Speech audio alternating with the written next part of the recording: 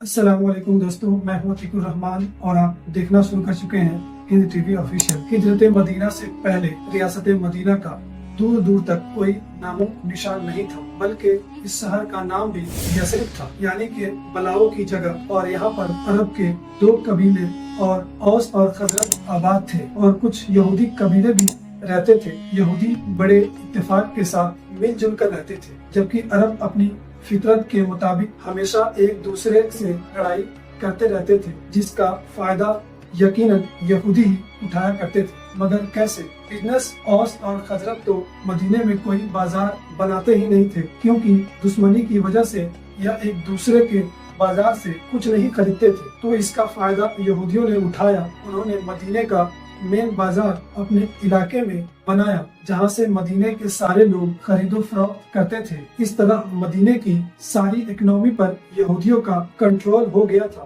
لیکن یہاں پر تاریخ میں ایک ایسا موڑ آتا ہے جو کہ حیران کن تھا۔ سن 620 عیسوی میں رسول اللہ صلی اللہ علیہ وسلم نے نبوت کا اعلان کیے 11 سال ہو چکے تھے کہ اس سال آپ کی ملاقات مینا کے قریب عقبہ نامی گھاٹی کے پاس اوس اور خزرج کے کچھ لوگوں سے ملاقات ہوتی ہے، جو کہ حج کرنے مکہ آئے ہوئے تھے۔ آپ نے ان کے سامنے اسلام کی دعوت پیش کی، جس پر ان میں سے 6 آدمیوں نے آپ کے ہاتھ پر بیعت کر کے اسلام قبول کر لیا، اور یہ بیعت عقبہ کہلائی۔ اگلے سال یعنی نبوت کے 12ویں سال ان 6 مہینے سے 6 میں سے 5 افراد اپنے قبیلے کے ساتھ اور لوگوں کو اپنے ہمراہ لائے، اور محمد صلی اللہ علیہ وسلم نے انہیں بھی اسلام کی دعوت پیش کی، جو کہ انہوں نے قبول کر لی، اور 12 افراد نے رسول اللہ صلی اللہ علیہ وسلم کے ہاتھ پر بیعت کر کے اسلام قبول کر لیا۔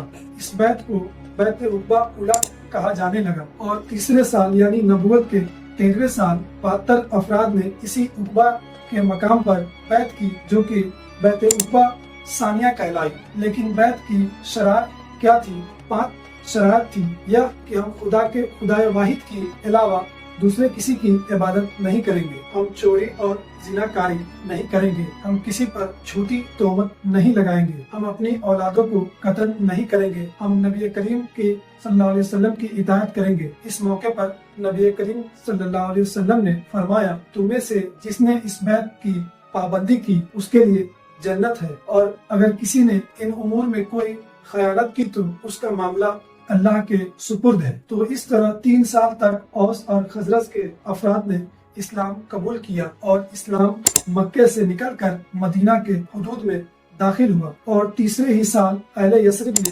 رسول اللہ صلی اللہ علیہ وسلم کی درخواست کی کہ ایک معلم یعنی کہ ایک ٹیچر بھیجے جو ہمیں قرآن کی تعلیم دے۔ تو آپ نے ان کے ساتھ حضرت مصعب بن عمیر کو بھیجا۔ حضرت مصعب بن عمیر کی دعوت تبلیغ بہت زیادہ اثر کرتی تھی۔ انہوں نے یثرب کے لوگوں کو قرآن کی تعلیم دی اور ہر گھر تک اپنی دعوت کو پہنچائے۔ ان کی دعوت کے نتیجے میں اسید بن حدیر اور سعد بن معاذ جیسی نامور شخصیت نے اسلام قبول کر لیا۔ یہ دونوں اوس قبیلے کے سردار تھے۔ انہوں نے نہ صرف اکیلے اسلام قبول کیا بلکہ اپنے قبیلے والوں کو بھی اسلام قبول کروایا، اور یہاں سے ہی مدینہ کی اسلامی ریاست کا خاکہ واضح ہونے لگا۔ پھر اسی سال 70 سے 80 لوگ یثرب سے مکہ آئے اور رسول صلی اللہ علیہ وسلم سے اسی مقام پر ملاقات کی جہاں پر اس سے پہلے کرتے آئے تھے، یعنی کہ عقبہ نامی جگہ کے پاس۔ یثرب کے لوگوں نے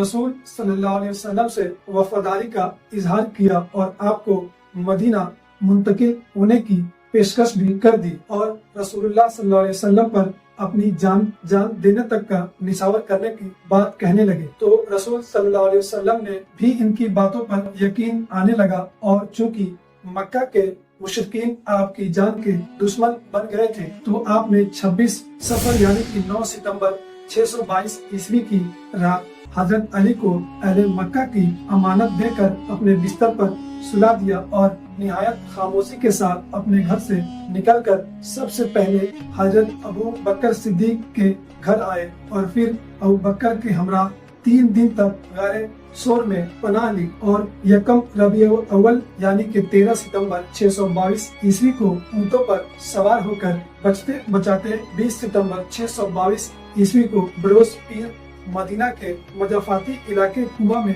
पहुंच गए और 12 रबीउल अव्वल यानी कि 24 सितंबर 622 ईस्वी जुमे के दिन आप मदीना मुनव्वरा पहुंचे और जुमे की नमाज भी पढ़ाई। हकीकतन तो यहाँ ही यसरिब मदीनतुल नबी बन चुका था, यानी कि नबी का शहर। जब आप सल्लल्लाहु अलैहि वसल्लम ने हिजरत की तो उसके बाद मक्का के दीगर सहाबा और हबशा के मुसलमानों ने भी मदीने की तरफ हिजरत करना शुरू कर दी। और जो लोग हिजरत करके मदीना आए उनमें सिर्फ गरीब ही नहीं थे बल्कि मक्का के अमीर लोग भी शामिल थे, जैसा कि हजरत अब्दुर्रहमान बिन औफ और हजरत उस्मान रजी अल्लाह तआला अन्हा, जिनका शुमार मक्का के रिच लोगों में होता था। रसूल खुदा ने हिजरत करने वालों को मुहाजिरीन और मेजबान यानी कि मदीने वालों को अंसार का लक़ब दिया, जिसका मतलब होता है मददगार, और हर मुहाजिर को किसी एक अंसार का भाई बनाते गए। हजरत अब्दुर्रहमान बिन औफ मक्का में सबसे रिच थे, तो उन्होंने मदीना के सबसे रिच इंसान हजरत साद बिन रबी अंसारी का भाई बनाया। तो हजरत साद बिन रबी ने अपने घर की एक एक चीज लाकर आपके सामने रख दिए और कहा कि आप हमारे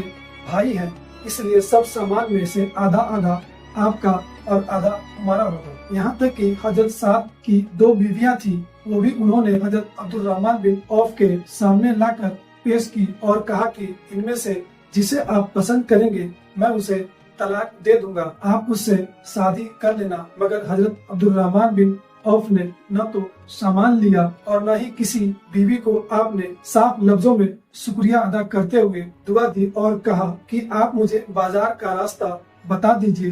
हजरत साद अब्दुर्रहमान बिन औफ को मदीना के मशहूर बाजार कहनका, जो कि यहूदियों का बाजार था, उसका रास्ता बता दिया। अब्दुर्रहमान बिन औफ बाजार गए और देखा कि यहाँ की सारी इकोनॉमी तो यहूदियों के कंट्रोल में है और चीजों की कीमतें भी यहूदी बिजनेसमैन अबू राफे कंट्रोल करता है, जिससे सिर्फ यहूदियों को ही फायदा होता है और अरबियों को नुकसान। और जब ये सब कुछ देखा, रसूल सल्लल्लाहु अलैहि वसल्लम ने देखा कि यहूदियों मदीना के किस तरह से कंट्रोल करते हैं, तो आपने एक एक्शन प्लान शुरू किया। आपने देखा कि एक तो मदीना की पूरी मार्केट यहूदियों के कंट्रोल में है, यानी कि वही हर चीज की कीमतें सेट करते हैं। आप आज भी देख ले कि पूरी दुनिया की इकोनॉमी यहूदियों ही कंट्रोल करता है, वही हर चीज के भाव सेट करता है।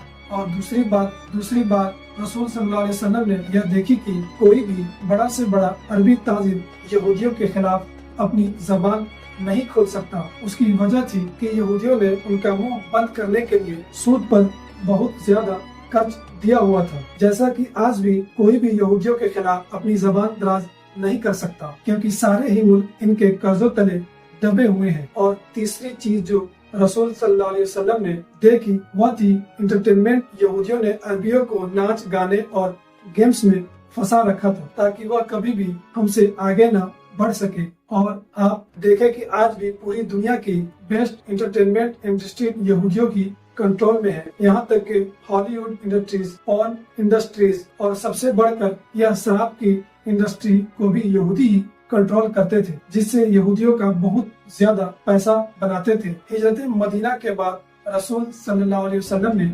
मदीने का सारा सिस्टम जो कि यहूदियों के मफाद में था उसे बदलना शुरू कर दिया। यहूदियों ने तो मुसलमानों के बारे में भी यही सोच रखा था कि हम इन्हें भी कंट्रोल कर लेंगे, इन्हें सूद पर बहुत ज्यादा कर्ज देंगे जिससे यह हमारे गुलाम बने रहेंगे। मगर सूद तो खुदा ने हराम करार दे दिया था और अरब के लोगों ने यहूदियों से सूद पर कर्ज लेना बंद कर दिया, जिससे यहूदियों की हुक्मरान की एक बहुत बड़े सेक्टर को नुकसान पहुंचा और इस तरह अरब के लोग खुद को यहूदियों से आजाद महसूस करने लगे। इसी तरह इस्लाम में इंटरटेनमेंट यानी कि नाच गाने को भी हराम करार दिया और शराब, जिसे यहूदियों की इकोनॉमी बहुत तेजी से ग्रो करती थी, कुरान में उस पर भी आहिस्ता आहिस्ता पाबंदी लगा दी गई। इस तरह यहूदियों के सारे इंटरटेनमेंट के अड्डे और मैखाने मुसलमानों से खाली होना शुरू हो गए, जिससे यहूदियों का बहुत बड़ा सोर्स ऑफ इनकम खत्म हो गया। मगर बाजार अब भी यहूदियों का ही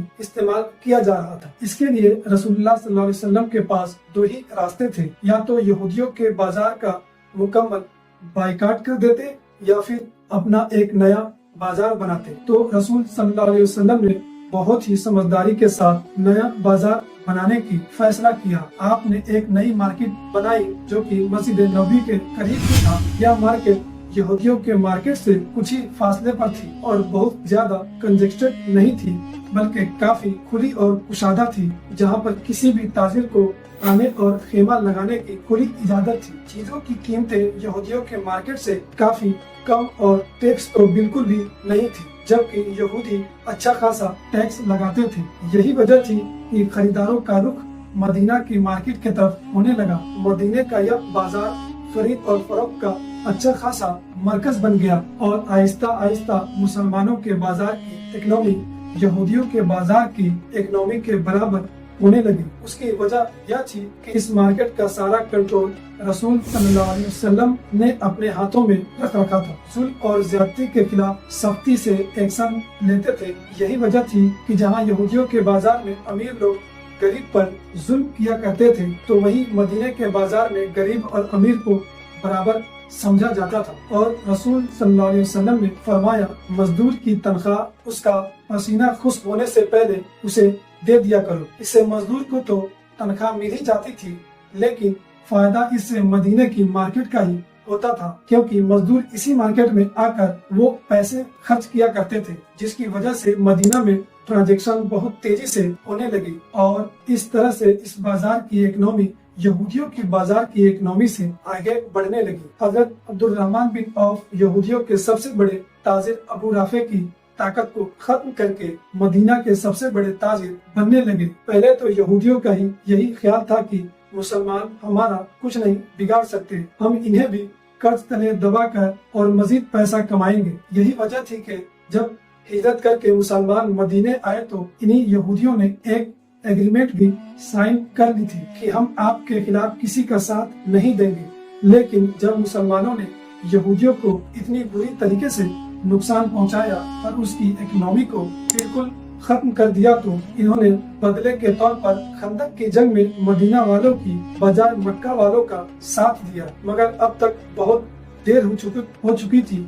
यहूदियों की इकोनॉमी का खजाना मदीने से निकल चुका था। मदीने में मुसलमानों की मार्केट की ज्यादा वैल्यू होने लगी थी और बाहर से आने वाले काफिले भी इसी मार्केट में रुकने लगे थे। और फिर कुछ ही अरसे के बाद हजरत उमर बिन खत्ताब रज़ियल्लाहु ताला अन्हु की खिलाफत में रोमन और पर्शियन एम्पायर फतह करने के बाद सबसे बड़ी सुपर पावर मुसलमान बने। दुनिया की सबसे पावरफुल स्टेट मदीना बनी और सबसे पावरफुल मार्केट मदीना की यही मार्केट बनी। इस तरह से यसरिब यानी बलाओं की जगह से इस शहर ने रियासत मदीना तक का सफर तय किया और इस रियासत के उस और कवानीन दुनिया भर में फैलते चले गए। तो ये थी दोस्तों रियासत मदीना की स्टोरी। अगर आपको ये अच्छी लगी हो तो आप हमें कमेंट बॉक्स में जरूर बताएं और अगली वीडियो हम किस टॉपिक पे बनाएं आप हमें कमेंट बॉक्स में जरूर बता सकते हैं। अगर वीडियो अच्छी लगी हो तो हमारे चैनल पर अगर नए हैं तो चैनल को सब्सक्राइब कर ले और हमें फेसबुक पे देख रहे हैं तो